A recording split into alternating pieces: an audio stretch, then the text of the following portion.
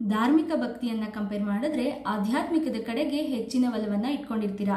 Customs and traditions ಅಲ್ಲಿ ಅಷ್ಟಾಗಿ ನಂಬಿಕೆ ಇಲ್ಲದೆ ಇದ್ರೂ ಬೇರೆಯವರ ಸೇವೆ ಸಹಾಯ ಮಾಡೋದ್ರಲ್ಲಿ ಆಸಕ್ತಿಯನ್ನ ಹೊಂದಿರ್ತೀರಾ. ನಿಮ್ಮ ಬಗ್ಗೆ ನೀವು ಹೆಚ್ಚಿನ ಅನಲೈಸಿಸ್ ಮಾಡ್ಕೋತೀರಾ. ಫ್ಯಾಮಿಲಿಯಲ್ಲಿ ನಡೆಯುವಂತಹ ಸೈಕೋ ಡ್ರಾಮಾಗಳಿಂದ ದೂರ ಇರ್ತೀರಾ. ರಾತ್ರಿ ಸಮಯದಲ್ಲೇ ನೀವು ಹೆಚ್ಚಿನ ಕೆಲಸವನ್ನ ಮಾಡ್ತೀರಾ. ಯಾವಾಗ್ಲೂ ಆಕ್ಟಿವ್ ಆಗಿರ್ತೀರಾ. ಬೇರೆಯವರ ನೋವು ಸಂಕಟಗಳನ್ನ ನಿಮ್ಮ ಮಾತಲ್ಲೇ ಬಗೆಹರಿಸುವಂತಹ ಎಬಿಲಿಟಿ ನಿಮ್ಮಲ್ಲಿರುತ್ತೆ. ಎಲ್ಲರಿಗೂ ನಮಸ್ಕಾರ. ಶ್ರೀ ಸೌರಭ ಯೂಟ್ಯೂಬ್ ಚಾನೆಲ್ಗೆ ನಿಮಗೆಲ್ಲ ಸ್ವಾಗತ. ಮೂಲಾಂಕ 7 ಇರೋರ ಜೀವನದ ರಹಸ್ಯ, ವ್ಯಕ್ತಿತ್ವದ ಜೊತೆಗೆ ನಿಮ್ಮ lucky number, lucky colour, lucky year, suit ಆಗಂತಹ ಜಾಬ್, ಫೇಮಸ್ ಪರ್ಸನಾಲಿಟೀಸ್ ಮೂಲಾಂಕ 7 ಇರುವಂತವರು, ಹಾಗೇನೆ ನಿಮಗೆ ಕಾಮನ್ ಆಗಿ ಬರುವಂತಹ ಕಾಯಿಲೆಗಳೆಲ್ಲದರ ಬಗ್ಗೆ ತಿಳ್ಕೊಳ್ಳೋದಿಕ್ಕೆ ಈ ವಿಡಿಯೋನ ಕೊನೆವರೆಗೂ ತಪ್ಪದೆ ನೋಡಿ. ಯಾವುದೇ ತಿಂಗಳಿನ 7, 16 ಹಾಗೆ 25ನೇ ತಾರೀಕಲ್ಲಿ ಹುಟ್ಟಿದ್ರೆ ನಿಮ್ಮ ಜನ್ಮಾಂಕ ಅಥವಾ ಮೂಲಾಂಕ 7 ಆಗಿರುತ್ತೆ. ಸಂಖ್ಯಾಶಾಸ್ತ್ರದ ಪ್ರಕಾರ 7ನೇ ಸಂಖ್ಯೆಯ ಅಧಿಪತಿ ಕೇತು. ನೀವು ತುಂಬಾ ನಿಗೂಢವಾದಂತಹ ವ್ಯಕ್ತಿಗಳು. 7 ಇಸ್ ಅ ಮಿಸ್ಟೀರಿಯಸ್ ನಂಬರ್. ನಿಮ್ಮ ಮನಸ್ಸಲ್ಲೇ ಒಂದಿರುತ್ತೆ, ಮಾತಲ್ಲಿ ಬೇರೆ ಒಂದನ್ನ ವ್ಯಕ್ತಪಡಿಸ್ತೀರಾ. ಯಾಕೆ ಹೀಗೆ ಅನ್ನೋದು ಈ ವಿಡಿಯೋ ಮುಗಿಯೋ ಅಷ್ಟರಲ್ಲಿ ನಿಮಗೆ ಅರ್ಥ ಆಗತ್ತೆ. ಇನ್ನ ಕೇತುವನ್ನ ನಾವು ಛಾಯಾಗ್ರಹ ಅಂತ ಹೇಳ್ತೀವಿ. ಹಾಗಾಗಿ ಕೇತುವನ್ನ ಯಾವುದೇ ಗ್ರಹಕ್ಕೆ ನಾವು ಹೋಲಿಸೋದಿಲ್ಲ. ಕೇತುವಿನ ಚಿತ್ರ ನೋಡಿದ್ರೆ ನಿಮ್ಗೆ ಗೊತ್ತಾಗುತ್ತೆ, ಕೇತುವಿನ ಬಳಿ ತಲೆ ಇರೋದಿಲ್ಲ, ದೇಹ ಮಾತ್ರ ಇರುತ್ತೆ. ಈ ದೇಹದ ತಲೆ ಅಥವಾ ಶಿರವನ್ನ ನಾವು ರಾಹು ಅಂತ ಕರಿತೀವಿ. ಹಾಗೆ ಉಳಿದ ದೇಹವನ್ನಷ್ಟೇ ಕೇತು ಅಂತ ಕರಿತೀವಿ. ಯಾಕೆ ಅನ್ನೋದನ್ನ ಮೂಲಾಂಕ 4ರ ವಿಡಿಯೋದಲ್ಲಿ ಸಮುದ್ರ ಮಂಥನದ ಕಥೆಯ ಮೂಲಕ ಹೇಳಿದೀನಿ. ಆಸಕ್ತಿ ಇದ್ರೆ ಆ ವಿಡಿಯೋದ ಮೊದಲ ಒಂದಿಷ್ಟು ನಿಮಿಷಗಳನ್ನ ನೋಡಿ. ಮೂಲಾಂಕ 7 ಇರುವಂತವರ ವ್ಯಕ್ತಿತ್ವವನ್ನ ನಾನು ಕೇತು ಇರುವ ಪ್ರಕಾರವಾಗಿ ಹೇಳ್ಕೊಂಡು ಹೋಗ್ತೀನಿ. ಇನ್ನು ಬೇಗ ನಿಮ್ಗೆ ಅರ್ಥ ಆಗತ್ತೆ. ನೀವ್ ಯಾವಾಗ್ಲೂ ಕನ್ಫ್ಯೂಸ್ಡ್ ಸ್ಟೇಟ್ ಅಲ್ಲೇ ಇರ್ತೀರಾ. ಯಾಕಂದ್ರೆ ನಿಮ್ಮ ಹತ್ರ ಅಂದ್ರೆ ಕೇತು ಹತ್ರ ತಲೆ ಇರೋದಿಲ್ಲ. ನೀವು ಯಾವ್ದಾದ್ರೂ ಡಿಸಿಷನ್ ತಗೋಬೇಕಾದ್ರೆ ಇನ್ನೊಬ್ಬರ ಸಹಾಯ ಬೇಕಾಗತ್ತೆ. ಒಂದು ಫರ್ಮ್ ಡಿಸಿಷನ್ ತಗೊಳ್ಳೋದಿಕ್ಕೆ, ಆನ್ ಟೈಮ್ ಡಿಸಿಷನ್ ತಗೊಳ್ಳೋದಿಕ್ಕೆ ನಿಮ್ಮಿಂದ ಕಷ್ಟ ಆಗತ್ತೆ. ಯಾವುದೇ ಒಂದು ವಿಷಯದ ಬಗ್ಗೆ ನಿರ್ಧಾರವನ್ನ ತೆಗೆದುಕೊಳ್ಳೋದಿಕ್ಕೆ ನೀವು ತುಂಬಾ ಒದ್ದಾಡ್ತೀರಾ. ನೀವು ಯಾವುದಾದ್ರೂ ಬಿಸ್ನೆಸ್ ಮಾಡೋದಕ್ಕೆ ಹೋದ್ರೆ ನೀವು ಯಶಸ್ಸನ್ನ ಗಳಿಸೋದು ಕಷ್ಟ ಆಗತ್ತೆ. ಅದಕ್ಕೋಸ್ಕರ ನೀವು partnership business, group of people ಸೇರ್ಕೊಂಡು ಒಂದು ಬಿಸ್ನೆಸ್ ಮಾಡಿದ್ರೆ ನಿಮಗೆ ಅನುಕೂಲ ಆಗತ್ತೆ. ಅಥವಾ ನಿಮ್ಮ ಓನ್ ಬಿಸ್ನೆಸ್ ಅಲ್ಲಿ ನಿಮ್ಗೆ ಯಾರಾದ್ರೂ ಗೈಡ್ ಮಾಡೋರು, ಹೆಲ್ಪ್ ಮಾಡೋರು ಅಥವಾ ಮೆಂಟರ್ ತರ ಯಾರಾದ್ರೂ ಇದ್ರೆ ಆ ಬಿಸ್ನೆಸ್ ಅಲ್ಲಿ ನೀವು ಯಶಸ್ಸನ್ನ ಗಳಿಸಬಹುದು. ಮೈಂಡ್ಗೆ ಸಂಬಂಧಪಟ್ಟಂತಹ ಇನ್ನೊಂದು ವಿಷಯ ಅಂದ್ರೆ ರೆಸ್ಟ್ಲೆಸ್ನೆಸ್. ನೀವು ತುಂಬಾ ಬೇಗ ಬೋರ್ ಆಗ್ತೀರಾ ಅಥವಾ ಡಿಪ್ರೆಸ್ಗೆ ಒಳಗಾಗ್ಬಿಡ್ತೀರಾ. ನೀವು ವಿನಾಕಾರಣ ಆ ಕೆಲಸ, ಈ ಕೆಲಸ, ಮನೆ, ಆಫೀಸ್, ಫ್ಯಾಮಿಲಿ, ಫ್ರೆಂಡ್ಸ್, ತವ್ರ ಮನೆ, ಅತ್ತೆ ಮನೆ, ಗಂಡನ ಮನೆ, ಹೀಗೆ ಏನೆಲ್ಲಾ ವಿಷಯಗಳ ಬಗ್ಗೆ ಯೋಚನೆಯನ್ನ ಮಾಡ್ತಿರ್ತೀರಾ. ರಿಯಾಲಿಟಿ ಏನು ಅಂದ್ರೆ ನೀವು ಯೋಚನೆ ಮಾಡೋ ತರ ಅಲ್ಲೇನು ಇರೋದೇ ಇಲ್ಲ. ಹಾಗಾಗಿ ನಿಮ್ಮ ಯೋಚನೆಗಳಿಗೆ ಒಂದಿಷ್ಟು ಬ್ರೇಕ್ ಅನ್ನ ಹಾಕಿ. ಈಗ ನಿಮ್ಮ ಸ್ಟ್ರೆಂತ್ ಬಗ್ಗೆ ಮಾತಾಡೋಣ. ಮೂಲಾಂಕ 7 ಇರೋರು ದೊಡ್ಡ ದೊಡ್ಡ ಕನಸುಗಳನ್ನ ಕಾಣ್ತಿರ್ತೀರಾ. ಐ ವಿಶ್ ನಿಮ್ಮ ಆ ಎಲ್ಲ ಕನಸುಗಳಿಗೂ ಸಕ್ಸಸ್ ಸಿಗ್ಲಿ. ನಿಮ್ಮ ಅಧಿಪತಿ ಕೇತು ಹತ್ರ ಮೈಂಡ್ ಅನ್ನ ಬಿಟ್ಟು ಇಡೀ ದೇಹ ಇದೆ. ದೇಹದಲ್ಲಿ ಎಲ್ಲದಕ್ಕಿಂತ ಮುಖ್ಯವಾದ ಅಂಗ ಯಾವುದು? ನಮ್ಮ ಹಾರ್ಟ್. ಹಾಗಾಗಿ ನೀವು ನಿಮ್ಮವರ ಬಗ್ಗೆ, ನಿಮ್ಮ ಜೊತೆಗಿರೋರ ಬಗ್ಗೆ, ನಿಮ್ಗೆ ಇಷ್ಟ ಆಗೋರ ಬಗ್ಗೆ ಪ್ರೀತಿಯನ್ನ ತೋರಿಸ್ತೀರಾ. ಅವರ ಬೇಕು ಬೇಡಗಳ ಬಗ್ಗೆ ಕಳವಳವನ್ನ ವ್ಯಕ್ತಪಡಿಸ್ತೀರಾ. ಅವರ ಬಗ್ಗೆ ತುಂಬಾ ಕನ್ಸರ್ನ್ಡ್ ಆಗಿರ್ತೀರಾ. ಹಾಗಾಗಿ ನಿಮ್ಮ ಕಾಳಜಿಯನ್ನ, ನಿಮ್ಮ ಪ್ರೀತಿಯನ್ನ ಪಡೆದಂತವ್ರು ತುಂಬಾ ಅದೃಷ್ಟವಂತರು ಅಂತಾನೆ ನಾನು ಹೇಳ್ತೀನಿ. ನಿಮ್ಮ ಹತ್ರ ಪ್ರಪಂಚಕ್ಕೆ ಕೊಡುವಂತದ್ದು ಬೇಕಾದಷ್ಟಿದೆ. ಅದನ್ನ ನೀವು ಪ್ರೀತಿಯ ರೂಪದಲ್ಲಿ ಕೊಡ್ತೀರಾ. ಅಲ್ಲದೆ ನೀವು ಪ್ರಾಣಿಗಳನ್ನ ತುಂಬಾ ಪ್ರೀತಿಸ್ತೀರಾ.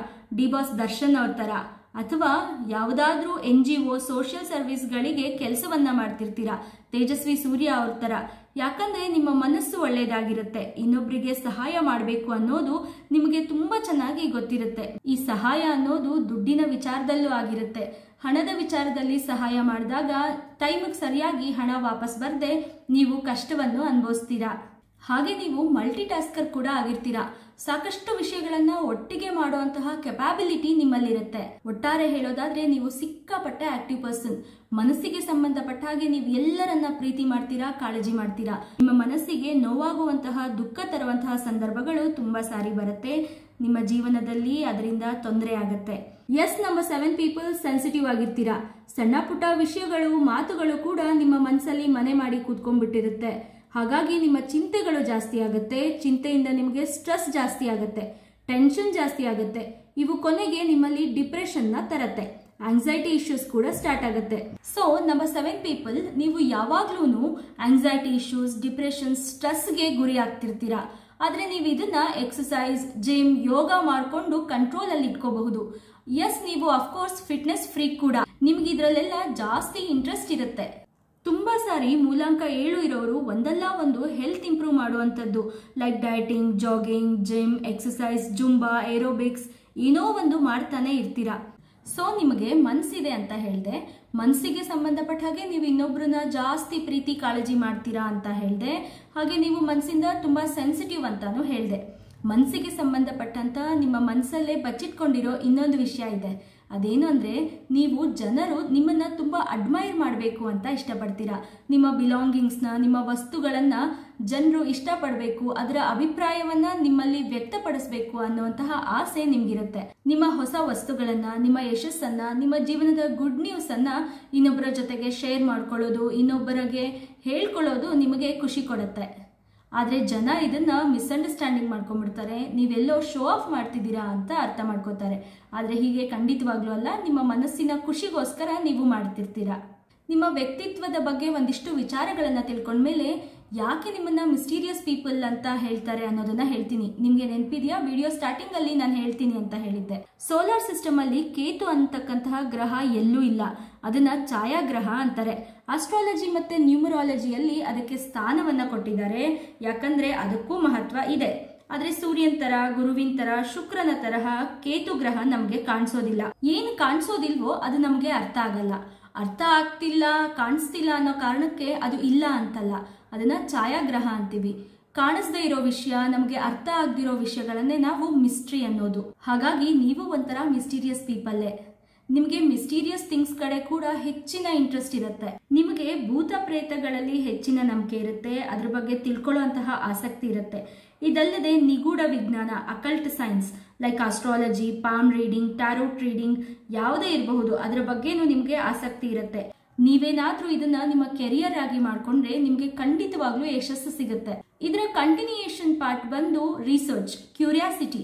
ನಿಮಗೆ ಒಂದಲ್ಲ ಒಂದು ಪ್ರಶ್ನೆ ದಿನಾನೂ ಕಾಡ್ತಾ ಇರುತ್ತೆ. ಮನಸ್ಸಲ್ಲಿ ಯಾವುದೋ ಒಂದು ಪ್ರಶ್ನೆಗೆ ಯಾವಾಗ್ಲೂ ಉತ್ತರ ಹುಡುಕ್ತಾನೆ ಇರ್ತೀರಾ. ಎಲ್ಲಾ ವಿಷಯಗಳ ಬಗ್ಗೆ, ಎಲ್ಲಾ ಫೀಲ್ಡ್ಗಳ ಬಗ್ಗೆ ನಿಮ್ಗೆ ಕುತೂಹಲ ಇರುತ್ತೆ. ನಿಮ್ಮ ಫೀಲ್ಡ್ ಅಲ್ಲಿ ನಿಮ್ಗೆ ನಾಲೆಡ್ಜ್ ಸಿಕ್ಕ ಕೂಡಲೇ ಬೇರೆ ಫೀಲ್ಡ್ ಅಲ್ಲೂ ಏನಿದೆ, ಬೇರೆಯವರು ಏನ್ ಅಧ್ಯಯನ ಮಾಡ್ತಿದ್ದಾರೆ, ಅದ್ರಲ್ಲಿ ಯಾಕೆ ಹಿಂಗೆ, ಇದ್ಯಾಕೆ ಹೀಗೆ ಅನ್ನುವಂತಹ ಎಲ್ಲ ವಿಷಯಗಳಿಗೂ ನೀವು ಉತ್ತರವನ್ನ ಹುಡುಕ್ತೀರಾ. ಪಾಲಿಟಿಕ್ಸ್, ಕ್ರಿಕೆಟ್, ಸಿನಿಮಾ, ಪ್ರಪಂಚದಲ್ಲಿರೋ ಎಲ್ಲಾ ವಿಷಯದ ಬಗ್ಗೆನೂ ನೀವು ಆಸಕ್ತಿ ತೋರಿಸ್ತೀರಾ. ರಿಸರ್ಚ್ ಎಜುಕೇಶನ್ ನಲ್ಲಿ ನೀವು ಒಳ್ಳೊಳ್ಳೆ ಕೆಲಸವನ್ನ ಮಾಡ್ತೀರಾ. ಯಾಕಂದ್ರೆ ನಿಮ್ಗೆ ಯಾವುದೇ ವಿಷಯದ ಆಳದವರೆಗೂ ಅಧ್ಯಯನ ಮಾಡೋದ್ರಲ್ಲಿ ಒಳ್ಳೆ ಕಲೆ ಇರುತ್ತೆ. ಇದರಿಂದ ನಿಮಗೆ ಗೊತ್ತಾಗುವ ಇನ್ನೊಂದು ವಿಷಯ ಅಂದ್ರೆ ನೀವು ಒಳ್ಳೆ ಕ್ರಿಟಿಕ್ ಕೂಡ ಹೌದು.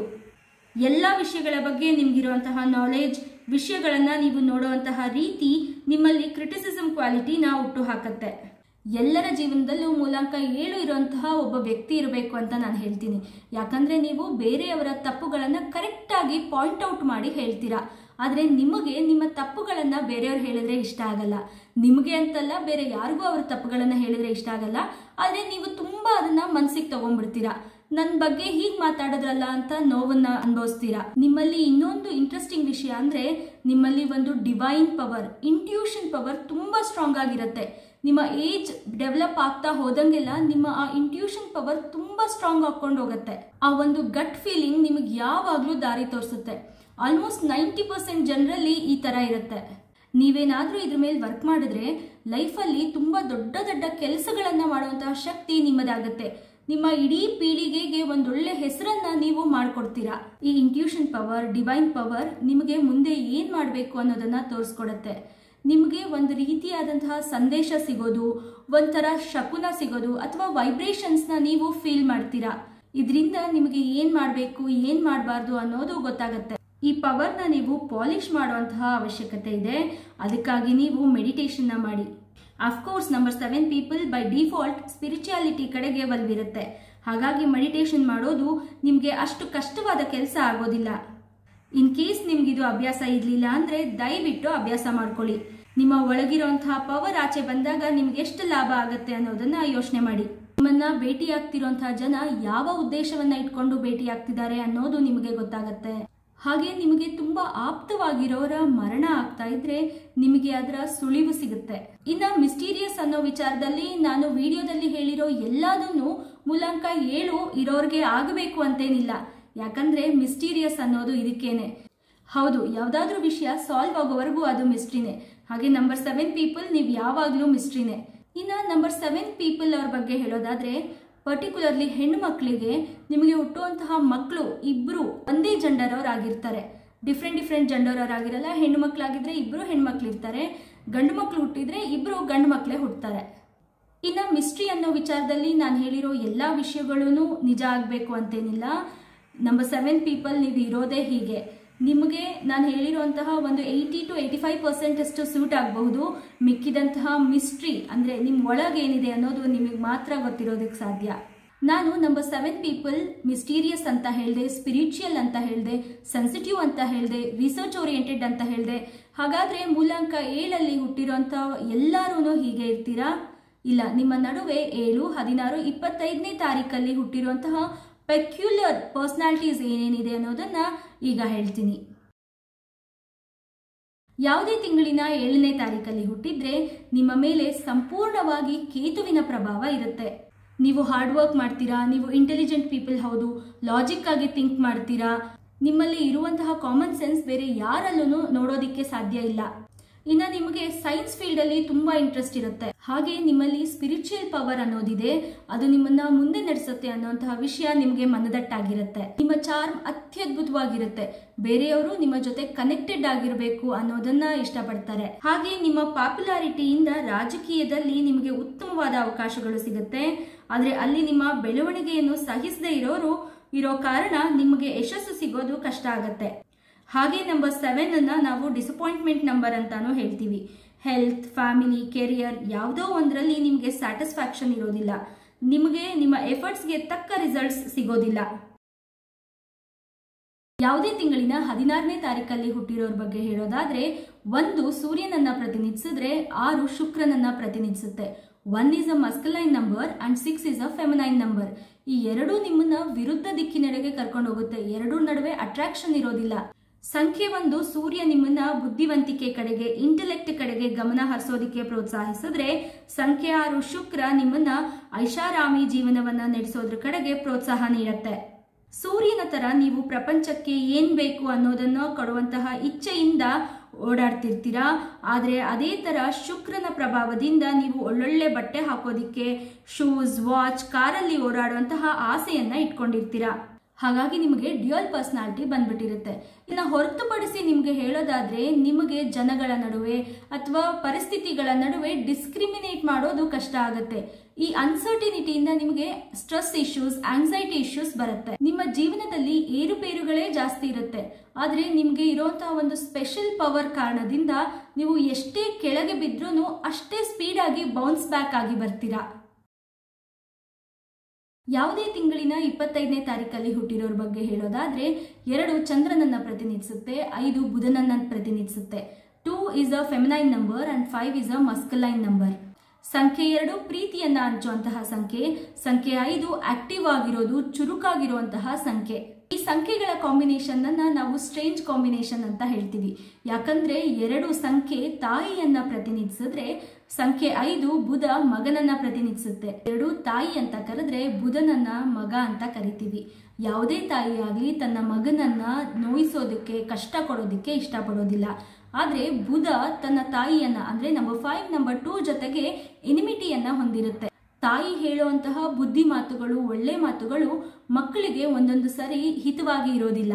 ಹಾಗಾಗಿ 5 ಮತ್ತು 2ರ ಸಂಬಂಧ ಕೆಲವೊಂದು ಬಾರಿ ಕೋಪದಿಂದಾನೇ ಕೂಡಿರುತ್ತೆ. ಹಾಗಾಗಿ ನಿಮ್ಮ ಮೊದಲ 15ರಿಂದ 20 ವರ್ಷಗಳು ಯಾವಾಗ್ಲೂ ಕೋಪ ಮಾಡ್ಕೊಳ್ಳೋದು, ಸಿಟ್ಟು ಮಾಡ್ಕೊಳ್ಳೋದ್ರಲ್ಲೇನೆ ಕಳೆದು ಹೋಗಿರುತ್ತೆ. ಒಂದಲ್ಲ ಒಂದು ವಿಷಯಗಳಿಂದ ತೊಂದರೆಯನ್ನ ಅನುಭವಿಸ್ತಿರ್ತೀರಾ. ಆರೋಗ್ಯ ವಿಚಾರದಲ್ಲಿ, ಭಾವನಾತ್ಮಕ ವಿಚಾರದಲ್ಲಿ ನಿಮಗೆ ಕಷ್ಟ ಆಗ್ತಿರುತ್ತೆ.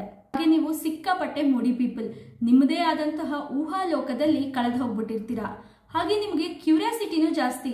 ಅದೇನಾಗ್ತಿದೆ, ಇದೇನಾಗ್ತಿದೆ, ಅವ್ರ ವಿಚಾರದಲ್ಲಿ ಏನು ನಡೀತಿದೆ, ನನ್ನ ಫ್ರೆಂಡ್ ವಿಚಾರದಲ್ಲಿ ಏನು ನಡೀತಿದೆ, ಫ್ಯಾಮಿಲಿಯಲ್ಲಿ ಏನು ನಡೀತಿದೆ, ಎಲ್ಲಾದ್ರ ಬಗ್ಗೆನೂ ತಿಳ್ಕೊಳ್ಳುವಂತಹ ಕುತೂಹಲ ನಿಮಗೆ. ಈ ಎಲ್ಲ ವಿಚಾರವನ್ನ ತಿಳ್ಕೊಳ್ಳೋದಿಕ್ಕೆ ಒಂದಲ್ಲ ಒಂದು ಪ್ರಯತ್ನವನ್ನ ಮಾಡ್ತಾನೆ ಇರ್ತೀರಾ. ಇನ್ನ ಒಂದು ದುಃಖಕರವಾದಂತ ಸಂಗತಿ ಏನು ಅಂದ್ರೆ ನಿಮ್ಮಲ್ಲಿ ಒಳ್ಳೆಯ ಲವ್ ಲೈಫ್ ಕಂಡು ಬರೋದಿಲ್ಲ.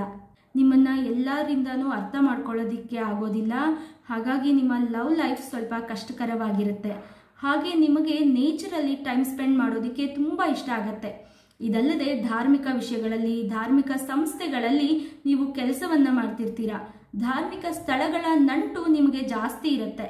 ನಿಮ್ಮ ಮದುವೆಯ ನಂತರ ನೀವು ಹಣಕಾಸಿನ ಪರಿಸ್ಥಿತಿಯಲ್ಲಿ ಏರಿಕೆಯನ್ನ ಕಾಣ್ತೀರಾ, ಸುಧಾರಣೆಯನ್ನ ಕಾಣ್ತೀರಾ.